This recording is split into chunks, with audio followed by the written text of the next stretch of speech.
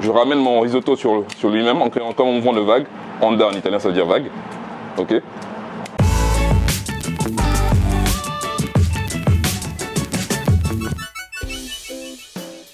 Salut tout le monde, bienvenue, nouveau vlog aujourd'hui. Aujourd'hui je suis à Paris, vous reconnaissez le Sacré-Cœur derrière moi. Je vais retrouver le chef d'un restaurant que j'ai testé il y a quelques jours. J'avais pas fait de vidéo, juste quelques petites stories comme ça. Et j'ai été vraiment enthousiasmé par ce resto. Je me suis dit non, c'est pas possible de pas faire de vidéo. Surtout que j'ai parlé un petit peu avec le chef juste après. J'ai adoré sa vision, la façon dont il conçoit sa cuisine. Il change le menu toutes les semaines.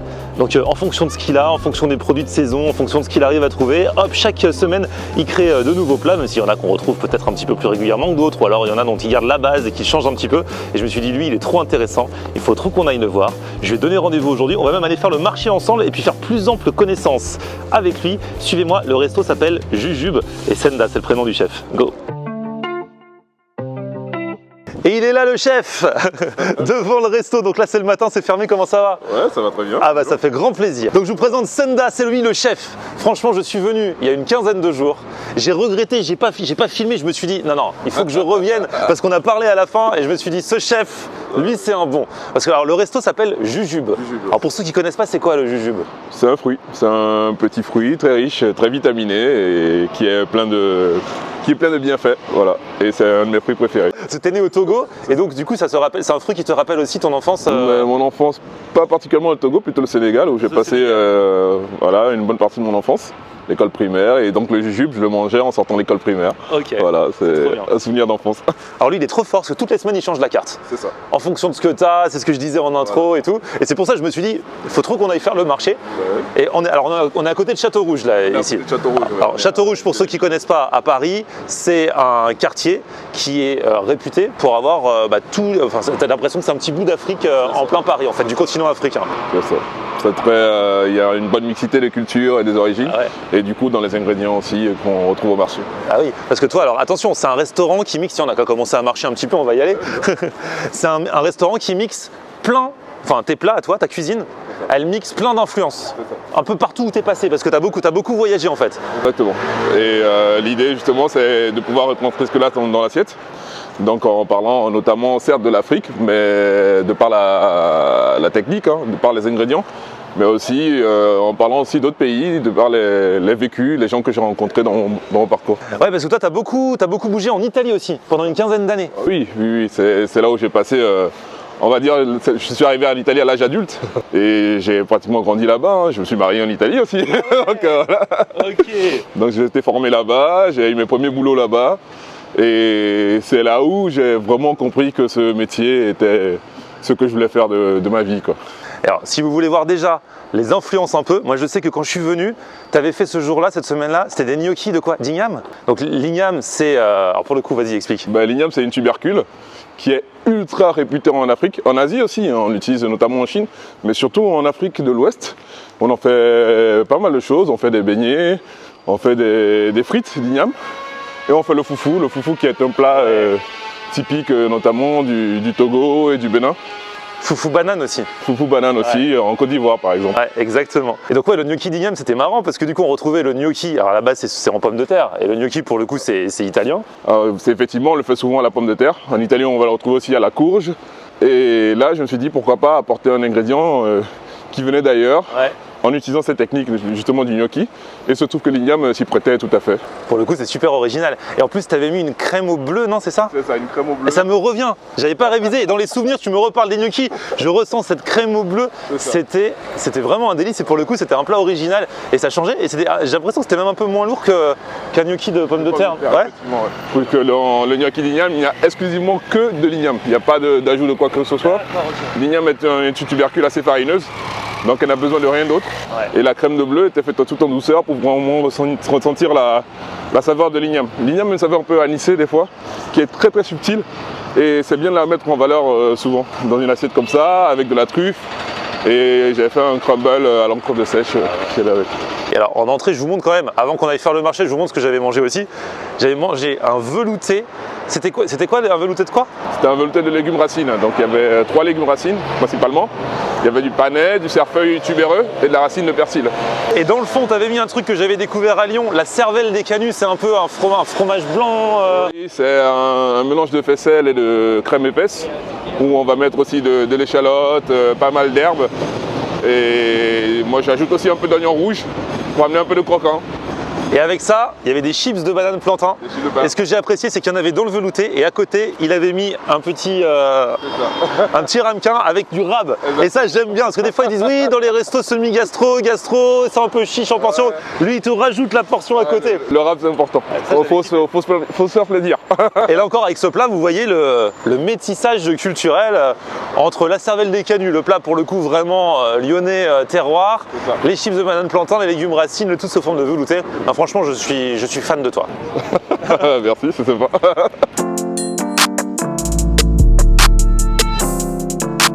Alors, Châteaurouge, c'est un endroit où tu viens de temps en temps pour acheter un peu les épices et tout, mais c'est pas là où tu fais les courses pour le resto. Oui, je fais pas de courses pour le resto fondamentalement. Je préfère venir ici pour tout ce qui est épices, justement, pour les produits secs, pour les infusions, l'été. Surtout parce qu'au niveau des produits frais, c'est un peu plus compliqué. Parce que du coup, tu peux moins avoir la vraie traçabilité de où viennent les choses, quoi. La provenance des ingrédients et les origines. Alors, il y a quoi par ici, là? Alors là, on va retrouver quelque chose que j'aime beaucoup, le gombo. Ah ouais. Le gombo, c'est magnifique, c'est un élément phare du Togo. On le trouve aussi dans la cuisine asiatique. Hein. Mais voilà, le gombo, moi je l'interprète un peu différemment de ce qui se fait normalement dans la cuisine traditionnelle de mon pays.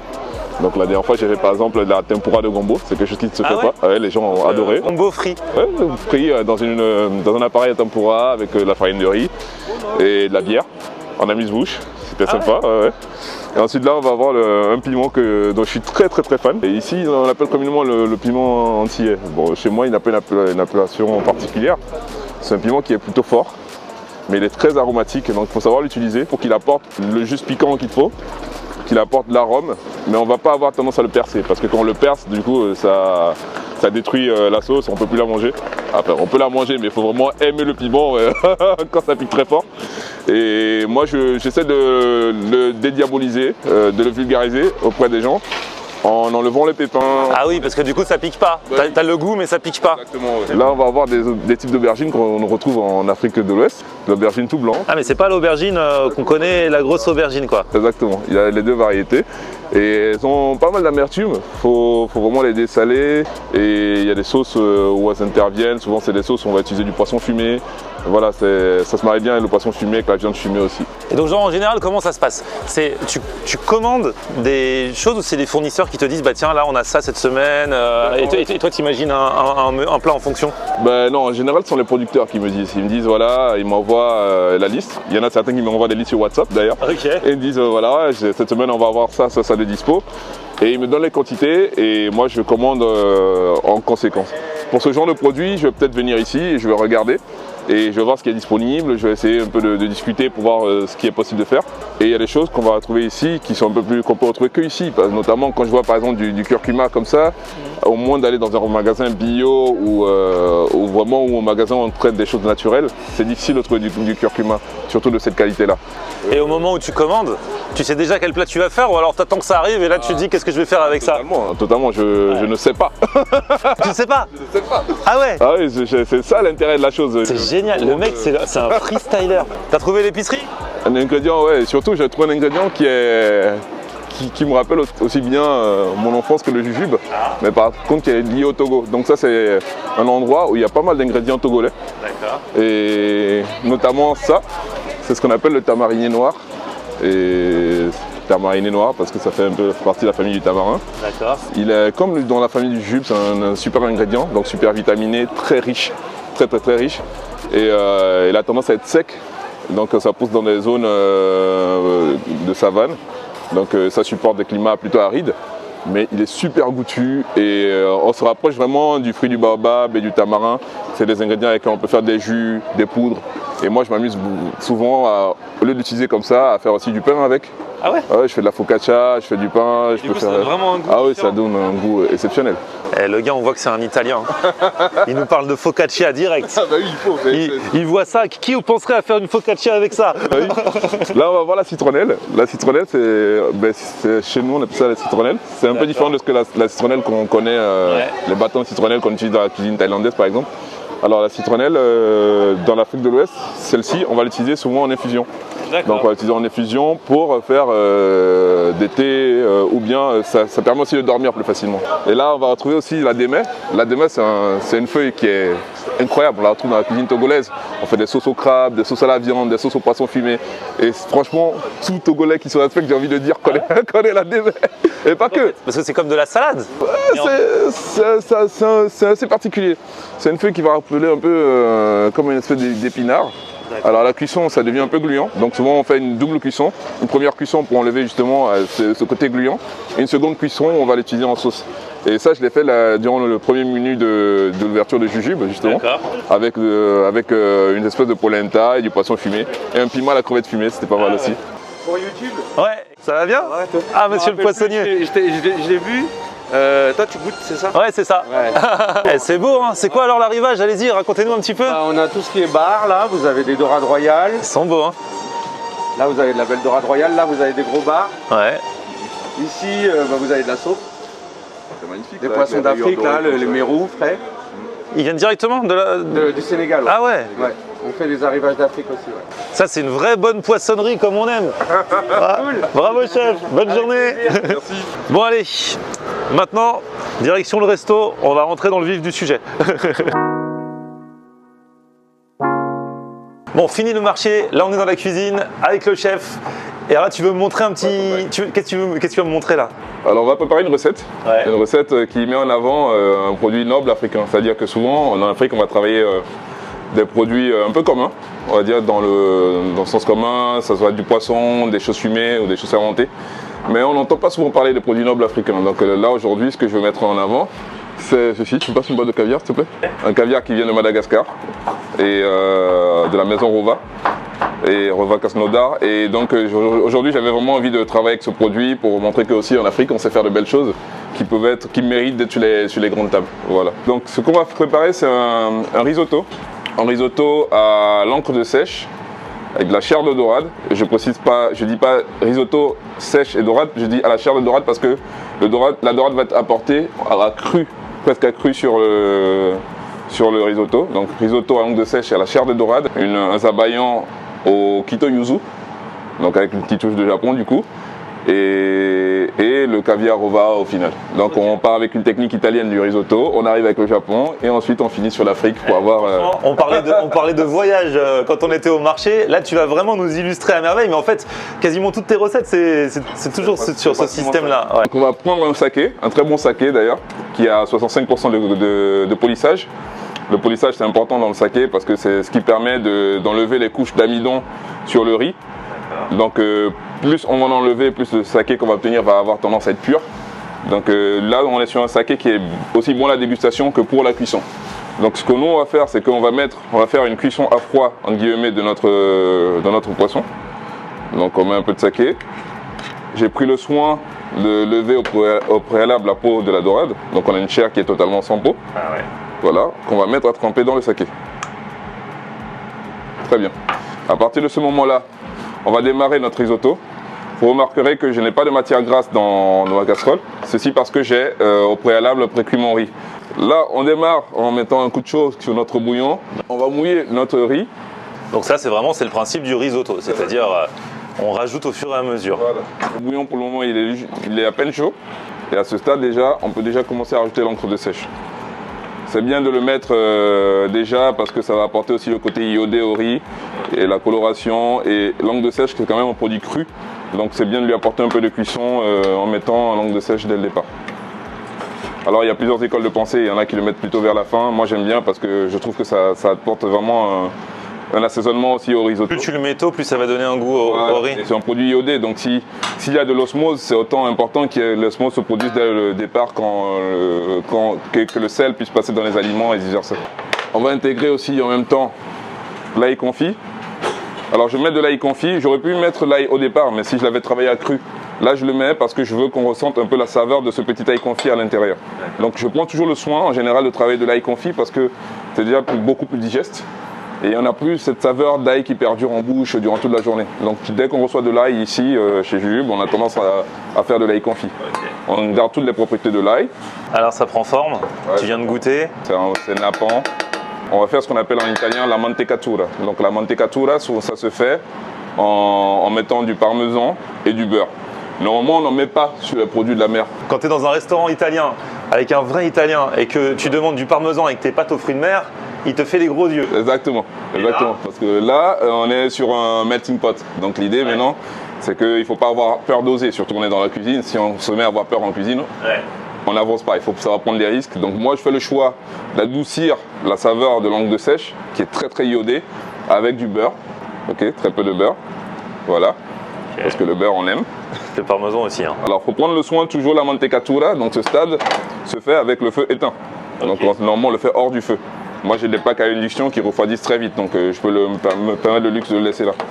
Donc on mélange en faisant des mouvements rotatoires pour intégrer le beurre et le parmesan. Ça va adoucir nos risottos, ça va apporter un côté très luisant, comme vous pouvez déjà remarquer.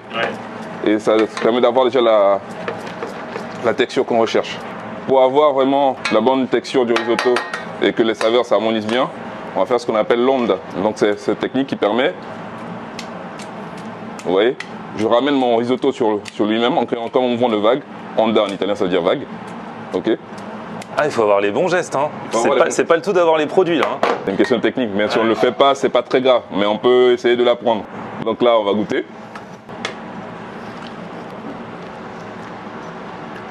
Franchement, il se suffit à lui-même déjà. Passe direct. C'est magnifique. Tu l'avais essayé avant le plat ou c'est la Ah non, pas du tout.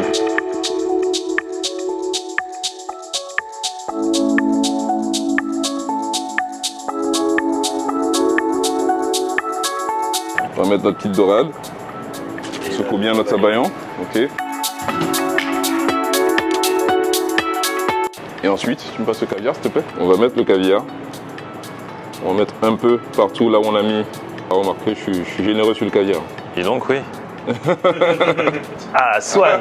Alors, ça fait quoi de bosser avec le chef là? Ah, c'est cool, on apprend pas mal de choses. J'ai l'impression qu'il a trop d'idées dans tous les sens. Vous pouvez pas vous ennuyer avec lui. J'espère. Il a une idée comme ça, il goûte pas, hop. Et bah écoute, du coup ce plat-là, même toi tu l'as pas encore goûté là. Non, c'est inédit là. Il a eu l'idée, et bah top. Bah, on va regarder. Hein. Tu me dis ce que t'en penses. Allez. C'est magnifique. Sérieux? C'est vraiment très bon. Bien joué. Ah, c'est vraiment un truc inédit. Ouais. Parce qu'en fait, tu as plusieurs ambiances. Au fur et à mesure où tu le manges, tu as différents goûts. Tu n'as pas tous les goûts qui arrivent en même temps. C'est ça. Tu mets en bouche, tu tapes dedans, tu sens. Je sais même pas en plus exactement. Parce que je sens différentes sensations, mais je ne sais pas à chaque fois qu'est-ce qui arrive, dans quel ordre, parce que c'est quand même une sorte d'alchimie entre tous les ingrédients. Et du coup, toi, quand tu as imaginé le truc, quand tu l'as pensé, là tu l'as goûté, mais tu pensais que ça aurait vraiment ce goût-là? Oui. C'est vrai que c'est pas que le goût, c'est aussi ce que tu ressens en bouche avec la texture du risotto, le sabayon, La dorade, elle est très forte. la dorade. Ouais. En tout cas, si vous voulez vivre l'expérience intégrale, entrée, plat, dessert, avec les surprises du chef et de l'équipe, je vous mets toutes les infos dans la description, comme d'habitude. Et n'hésitez pas à réserver chez Jujube. Vous vous laisserez porter par des surprises chaque semaine et des nouveaux choix. Donc, voilà.